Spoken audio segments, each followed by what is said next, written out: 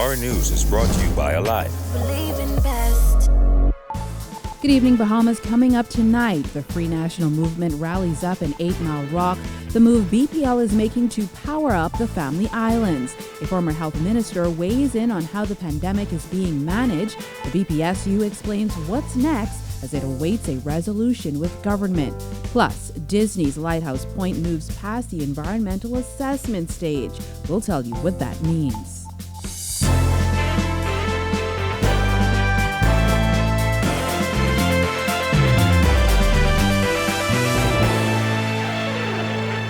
Welcome to our news and thanks for joining us. I'm Jillian Gray.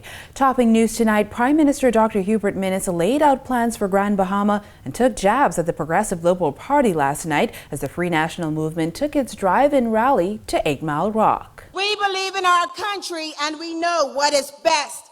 And what is best for the Commonwealth of the Bahamas is for the Progressive Liberal Party to stay out. You are at the center of our consideration. That's why, like a lover, we're saying to you, Bahamians, baby, stay with us. The 2-hour-long FNM drive-in rally in 8 Mile Rock was used to set the record straight on what FNM candidates called half-truths. Prime Minister Dr. Hubert Minnis has come under fire in recent days for not addressing allegations about the award of water and sewage contracts. While he did not address those recent reports directly at the rally, he did say there is a lot of foolishness going around. There's plenty of foolishness the PLP and the people are putting out, especially on social media.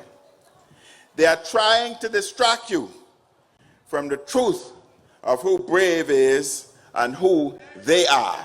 And that was just the start of the rally talk as Minnis took a jab at both the PLP leader and deputy. I hear the panic is so bad on the PLP side that Chester gone home to try and hold on to his seat. But Chester knows the people don't want Brave.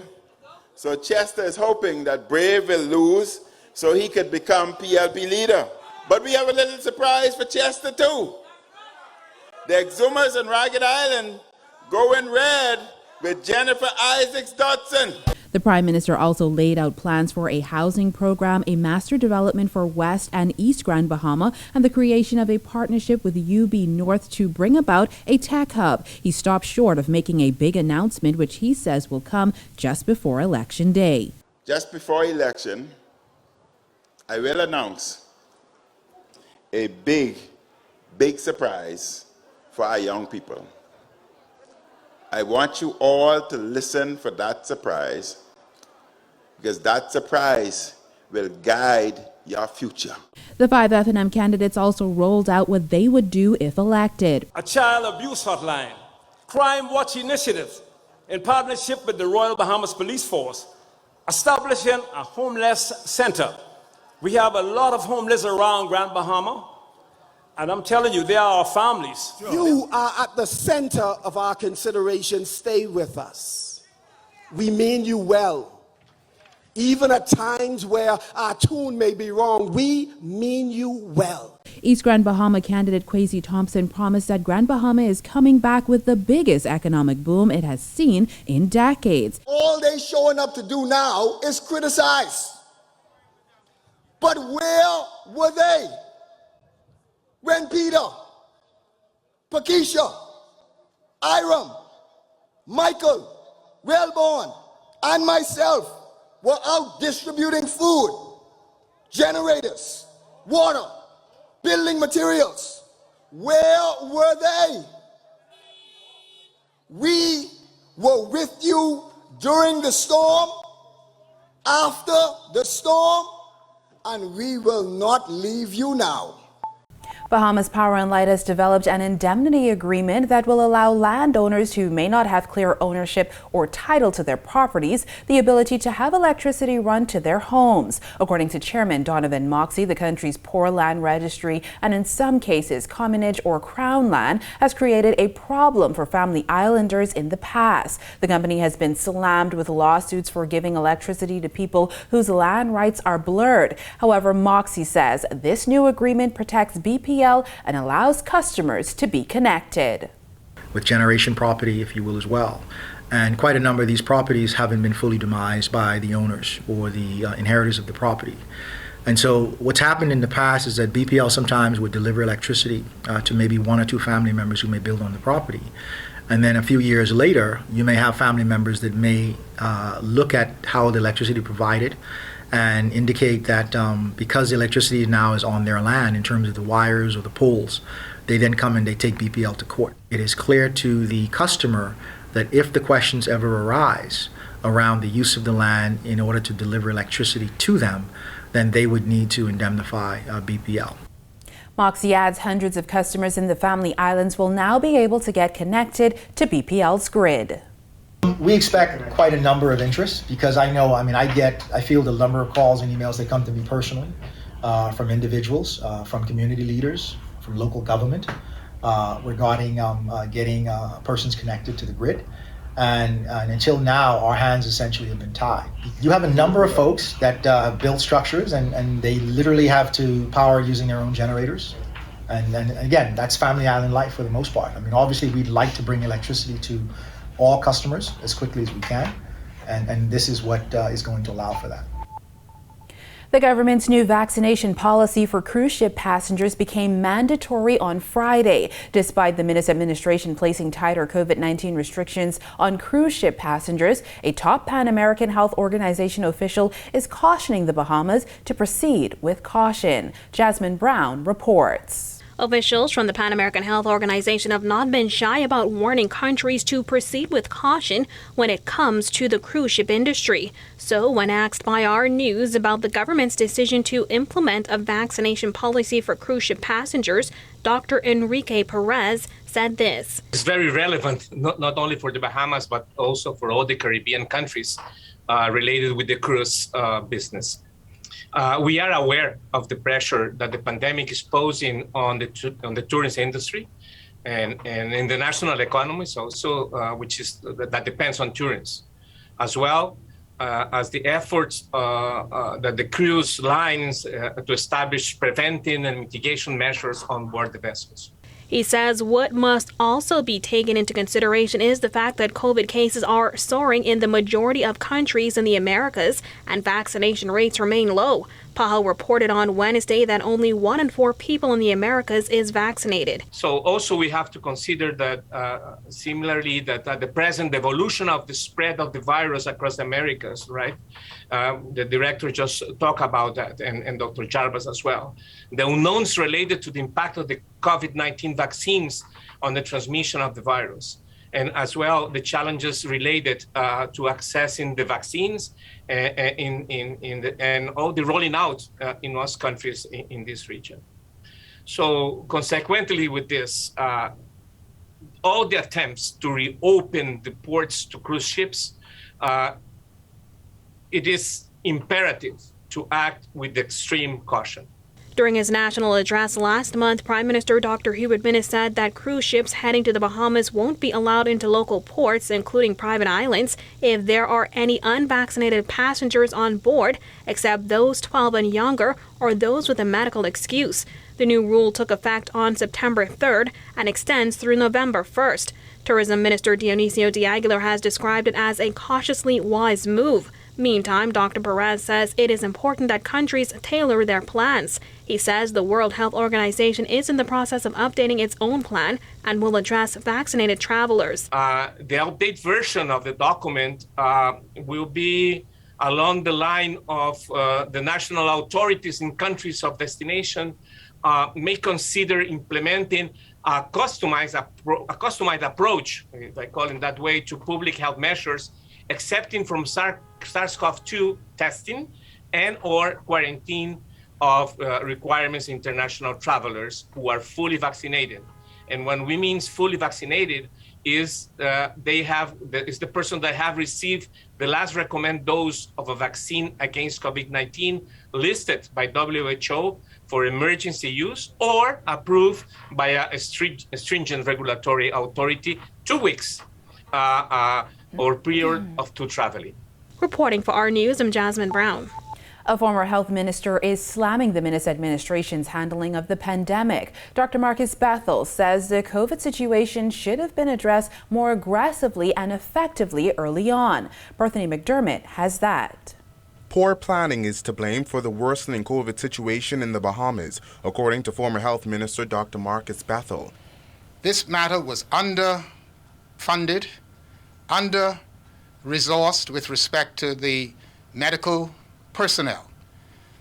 And the end result is that we're now suffering with bed shortages, we're suffering with burnout of doctors and nurses throughout our communities, and of course, the rise in severe illnesses and death. More than 3,000 COVID-19 cases were confirmed in August, with 63 deaths between August 1st and 27th. The COVID-19 death count now stands at 396, with more than 168 individuals hospitalized. He said additional funds should have also gone to increasing bed capacity and manpower in the healthcare system. Bethel suggested the steps being taken now are reactionary. But it's a little too late. We are now seeing our friends and family drop dead because the hospital is overwhelmed, both here in Freeport and in Nassau. Doctors Hospital is overwhelmed.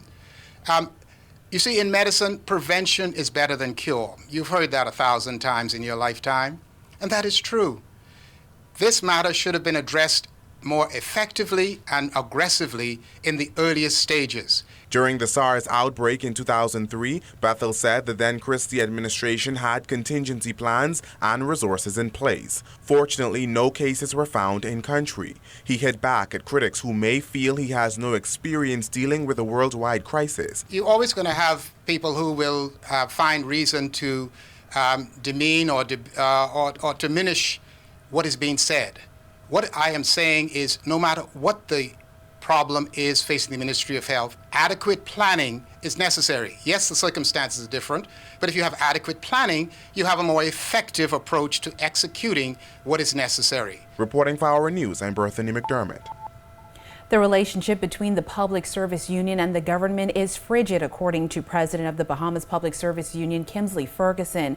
This, as Ferguson says, the Prime Minister failed to respond to a letter sent to his office last week. I will not be patronized, and nobody is going to deceive me into sitting by and allowing them to go and campaign and deceive the workforce in this country and not agree. It was indicated to the Prime Minister that if these agreements expire, then they become unenforceable. And so it puts the union and its membership in a very disadvantageous position.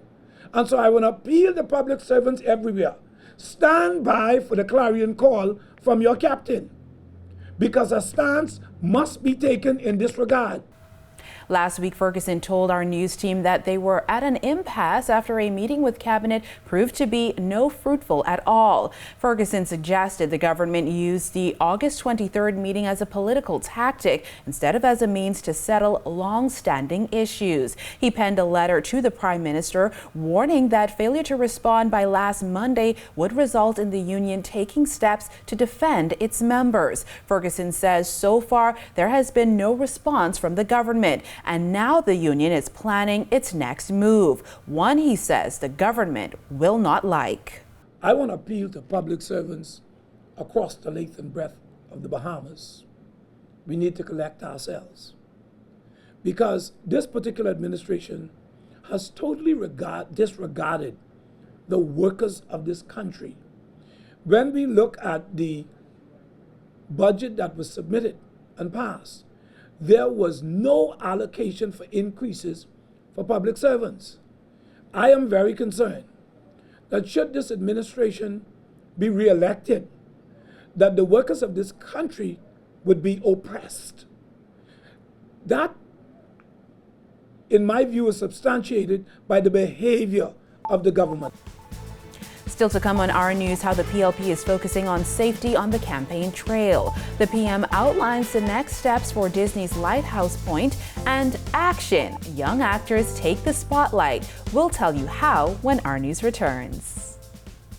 The great True True Bahamian Treasure Hunt is here, where you can win great vacation prize packages to hotels throughout the Bahamas. Watch Our TV on weeknights between 6 and 11 p.m. for your 10 True True Bahamian clues. Take note of your answers and clues. You never know, you might see the same clue twice. Follow Our TV Originals on Facebook to submit your correct answers before 11 a.m. every Saturday. Watch Our News Saturdays at 7:30 p.m. to see if you are the weekly winner. If you didn't win, watch for clues next week because the contest runs all summer long. Go to Our TV Originals Facebook page for more information and contest details.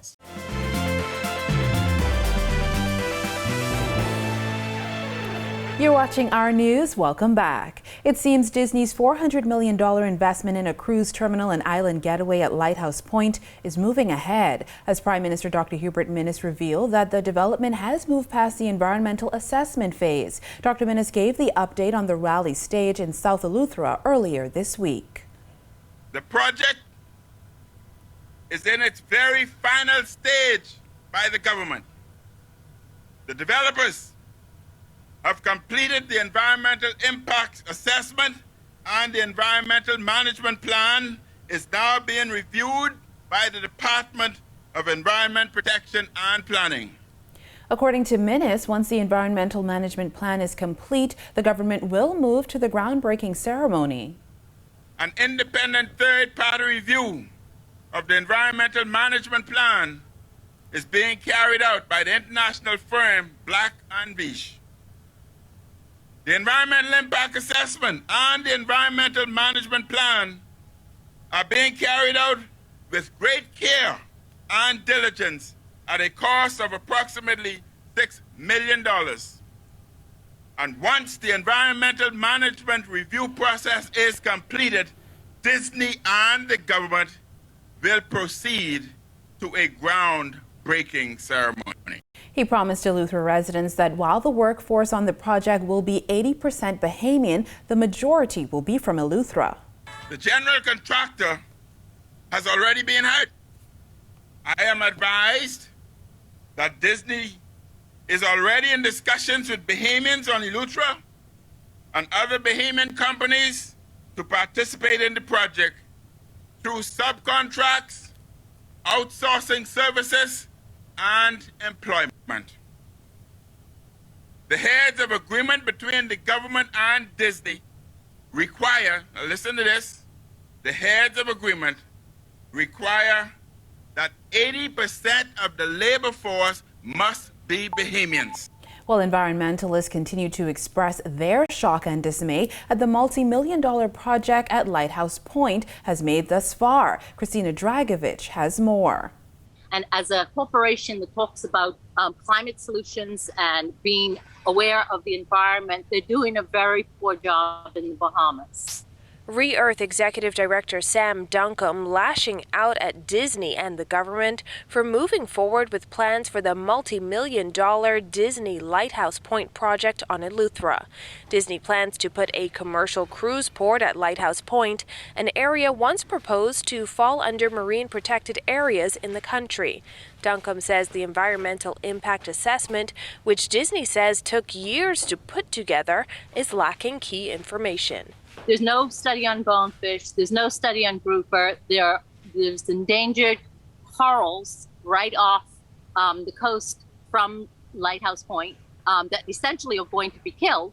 Then there are the known threats. Duncombe says the area is already part of a fragile ecosystem threatened by global warming and development. The thing is, it is the government's job to ensure that going down the line and going into the future, that we have actually addressed all those issues that literally compromise our future as Bahamians, where our children will have to live in the future. Duncombe was one of several environmentalists who spearheaded the Stop Disney campaign. That initiative amassed a petition with more than 450,000 signatures to stop the project. Reporting for Our News, I'm Christina Dragovich. When Our News comes back from the break, a political candidate sows seeds for the future, and young actors prepare to take center stage. The details when Our News returns. The great True Bahamian Treasure Hunt is here, where you can win great vacation prize packages to hotels throughout the Bahamas. Watch our TV on weeknights between 6 and 11 p.m. for your 10 True Bahamian clues. Take note of your answers and clues. You never know, you might see the same clue twice. Follow our TV originals on Facebook to submit your correct answers before 11 a.m. every Saturday. Watch our news Saturdays at 7:30 p.m. to see if you are the weekly winner. If you didn't win, watch for clues next week because the contest runs all summer long. Go to our TV originals Facebook page for more information and contest details. This is our news. Welcome back.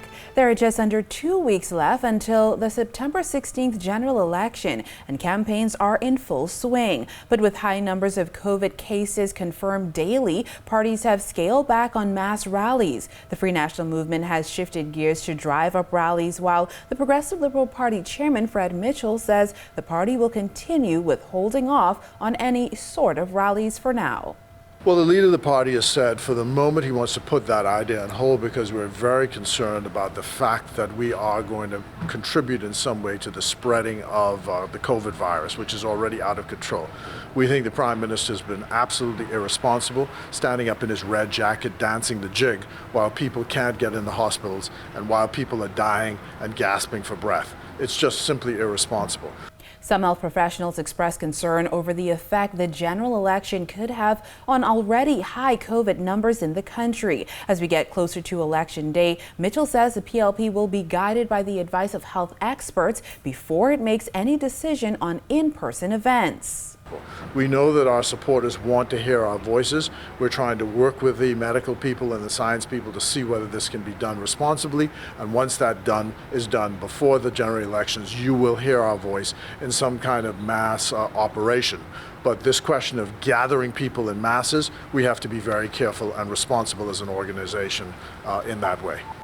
Well, after a decade-long hiatus from the political scene, Karen Shepherd says she's now ready to finally step up to the plate and throw her hat back into the ring. The political hopeful is stepping away from the major party she once ran with and has joined the newly formed United Coalition movement, a party who she says is truly for the people.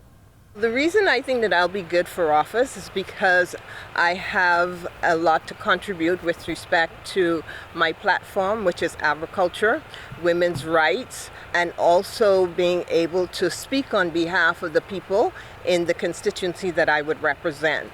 President of the Bahamas Agri-Entrepreneur Cooperative Karen Shepherd ran as an FNM candidate in the 2012 general election for the Anglerston constituency, but now she's throwing her hat back into the ring under the banner of another party. Golden Isles is a passion for me because some of the farmers in actual fact live in Golden Isles, and also it's a part next adjacent to Southern Shores where most of the farmers are. So that was the reason why I chose Golden Isles. And then secondly, I want to be able to give good representation to the people in Golden Isles. In 2012, Shepherd received just over 30% of the vote for that constituency and says this time around she's ready to win it all. The agriculture enthusiast is most proud of the strides the agriculture cooperative has made in the last 2 years, from gaining international certificates for smart farming with new technologies to partnerships with international growers for greenhouses and grow houses. We have imports of over $1 billion. So for us to significantly put a dent in that would be fantastic. And our farmers now see the value of their worth. And so they're now working aggressively towards putting a dent in the agriculture imports. And she's not afraid to get her hands dirty. She introduced me to a few farm animals while telling me about some of the challenges that farmers face, especially after natural disasters. After Matthew, we lost like 1,500 birds. We lost the 2 donkeys. We lost pigs, sheep, and goats. Right, there you go. And still to come on Our News, an acting workshop sets the stage for youngsters. That's coming up when Our News returns. The great True True Bahamian Treasure Hunt is here, where you can win great vacation prize packages to hotels throughout the Bahamas. Watch our TV on weeknights between 6 and 11 p.m. for your 10 True True Bahamian clues. Take note of your answers and clues. You never know, you might see the same clue twice. Follow our TV originals on Facebook to submit your correct answers before 11 a.m. every Saturday. Watch our news Saturdays at 7:30 p.m. to see if you are the weekly winner. If you didn't win, watch for clues next week because the contest runs all summer long. Go to our TV Originals Facebook page for more information and contest details. The Bahamas Artist Movement and Fusion Superplex have joined forces for a 9-week film and acting intensive geared towards teaching kids how to write, produce, score, and act in a film. They're going to learn to direct, they're going to learn to write, they're going to learn the technique of acting all right here at Fusion Superplex. And at the end of this class series, they're going to actually be featured in a film festival right here at Fusion called the Pomo Film Festival. And so we're really excited for that partnership. And also we have Gumbe Kids, which gives kids a platform to be seen. Classes begin September 25th, and with only 60 spots available, organizer Rowena Poiter Sutherland encourages people to register early. Raven White, a student of BAM, scored a role on the Bahamian show Gumbe Kids. The 3rd season of the cultural show for kids airs on RTV in mid-October. I think BAM is a great movement to let people and young kids in the Bahamas to hear their voice, help them with acting, help them with the entertainment business. As a child actress, you can't go to school, and it's so nerve-wracking and everything. And that's what BAM Bahamas and Miss Roro could teach you. Stephanie Nihon says she was honored to provide a platform for kids to show off their acting skills. She says they've had children go on to act in Netflix and Disney roles. They're looking forward to further building the industry.